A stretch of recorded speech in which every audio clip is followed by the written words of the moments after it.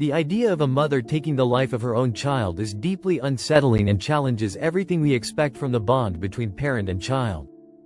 Yet, in some tragic cases, this becomes a reality. Here are top 7 mothers who kill. Number 1. Andrea Yates. Andrea Yates shocked the nation on June 20, 2001, when she drowned her 5 children, ages 6 months to 7 years, one by one in the bathtub of their Houston, Texas home. Yates, who had a long history of severe mental illness including postpartum depression and psychosis, was initially convicted of capital murder in 2002. However, her conviction was overturned in 2005 due to false expert testimony. In a 2006 retrial, Yates was found not guilty by reason of insanity and committed to a state mental hospital, where she remains today. The case brought significant attention to postpartum mental health issues and sparked national discussions about the intersection of severe mental illness, criminal responsibility, and the legal system's approach to such cases. Number 2. Susan Smith.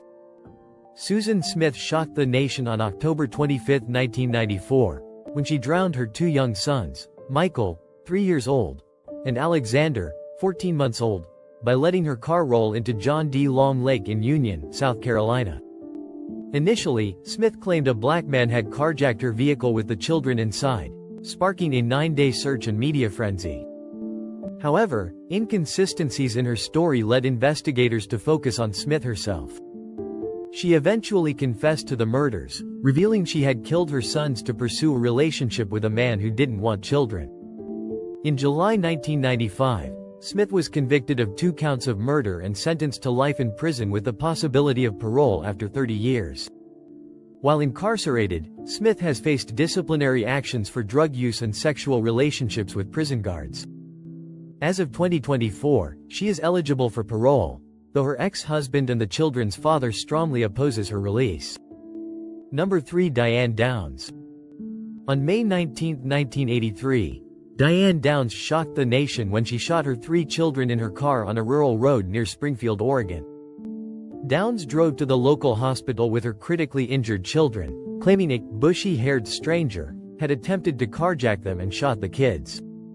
Her 7-year-old daughter Cheryl died, while her other 2 children, Christy, 8, and Danny, 3, were severely injured but survived. As the investigation unfolded, inconsistencies in Downs' story emerged.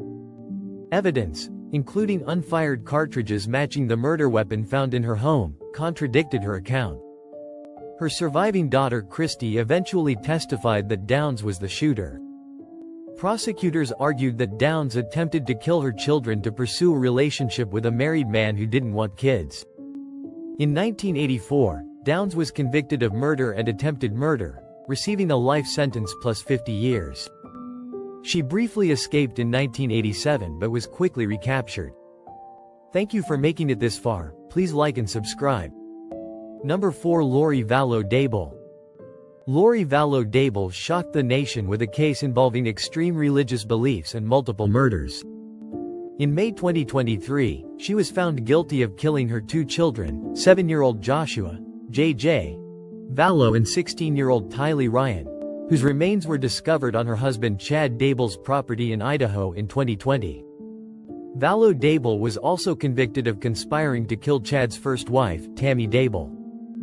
On July 31, 2023, she was sentenced to life in prison without the possibility of parole for each murder count, with the sentences to be served consecutively. The case gained national attention due to the couple's doomsday beliefs, including the idea that the children were zombies. Throughout the trial, prosecutors argued that Vallow Daboll and her husband Chad Daboll were motivated by their extreme religious views and financial gain. Number 5. Mary Beth Tinning. Mary Beth Tinning gained notoriety as one of the most infamous cases of maternal filicide in U.S. history. Between 1967 and 1985, Tinning and her husband had 9 children, including 1 adopted child, all of whom died under suspicious circumstances. In 1987, she was convicted of murdering her 4-month-old daughter Tammy Lynn in 1985 by smothering her with a pillow. While suspected of killing 8 of her 9 children, Tinning was only prosecuted for Tammy Lynn's death due to lack of evidence in the other cases. She was sentenced to 20 years to life in prison. Tinning was denied parole 6 times before finally being granted release in 2018 at the age of 75, after serving 31 years. In July 2023, Tinning was discharged from parole supervision, effectively ending her sentence. Throughout her case, Tinning maintained her innocence in the deaths of her other children, claiming they died from natural causes or SIDS, despite her confession to killing 3 of them during the initial investigation. Number 6. Kathleen Folbiggs. Kathleen Folbiggs' case is one of Australia's most notorious and controversial legal sagas. Between 1989 and 1999, Folbiggs' 4 children Caleb, Patrick, Sarah, and Laura died at ages ranging from 19 days to 19 months. In 2003, Folbiggs was convicted of smothering 3 of her children to death and of manslaughter in the 4th case, largely based on circumstantial evidence and entries from her personal diaries. She was sentenced to 40 years in prison, later reduced to 30 years on appeal. However, after serving 20 years, new scientific evidence emerged suggesting rare genetic mutations could have caused the children's deaths. In June 2023, Folbiggs was pardoned and released from prison based on reasonable doubt about her guilt. Number 7. Christy Sheets. Christy Sheets, a 42-year-old mother from Katy, Texas, shocked the nation on June 24, 2016, when she fatally shot her 2 daughters, Taylor, 22, and Madison, 17. The tragedy unfolded during a family meeting Sheets had called in their home, which was also her husband Jason's birthday. After opening fire on her daughters inside the house, Sheets chased them outside, where she continued shooting. Madison died at the scene, while Taylor succumbed to her injuries at a local hospital. Jason Sheets, who was present but unharmed, later told police he believed Christy wanted him to suffer by killing their daughters. Responding officers fatally shot Christy when she refused to drop her weapon. Investigations revealed that Christy had a history of mental health issues, including depression and multiple suicide attempts. The couple had been experiencing marital problems, and Jason believed Christy was going to announce their divorce at the meeting. It was later discovered that Christy had previously expressed strong support for gun ownership rights on social media, adding a layer of tragic irony to the incident.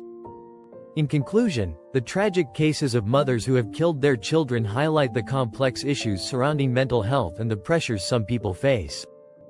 These heartbreaking events remind us of the importance of understanding and supporting mental health, especially for parents who may be struggling. Thank you. Please like and subscribe.